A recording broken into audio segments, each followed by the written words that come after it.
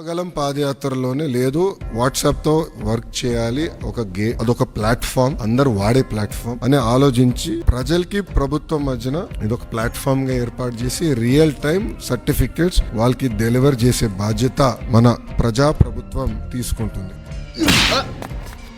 ఆంధ్రప్రదేశ్లో వాలంటీర్ గ్రామ వార్డు సచివాలయ వ్యవస్థ ద్వారా ప్రభుత్వ సేవలు ప్రజలకు మరింత చేరువ కాబోతున్నాయి. వాట్సాప్ లో గ్రామ వార్డు సచివాలయాల శాఖను సూచించే మొబైల్ నెంబర్ కు కేవలం హాయ్ అని మెసేజ్ చేస్తే చాలు, సచివాలయంలో మీరు పెట్టుకున్న దరఖాస్తు ఏ దశలో ఉందన్న సమాచారం ఇట్టే అందుతుంది. అలాగే నవరత్నాల పేరిట ప్రభుత్వం అందజేస్తున్న వివిధ పథకాలకు మీరు అర్హులేనా, లేదంటే ఏ కారణంతో మీరు అనర్హులుగా పేర్కొంటున్నారన్న సమాచారం కూడా తెలిసిపోతుంది. ఇందుకోసం గ్రామ వార్డు సచివాలయాల శాఖ ఈ సేవల కోసమే ఒక మొబైల్ నెంబర్ ను కేటాయించి ఆ నెంబర్ కు ఎవరైనా కేవలం మెసేజ్ చేస్తే చాలు ఈ సేవలు పొందవచ్చు. ఇందులో భాగంగా ప్రత్యేక వాట్సాప్ అకౌంట్ ను ఇప్పటికే తెరిచినట్లుగా గ్రామ వార్డు సచివాలయాల శాఖ అధికారులు వెల్లడించారు. యాజ్ ఎ స్టేట్ ఎవరు చేయలేదు ఇది.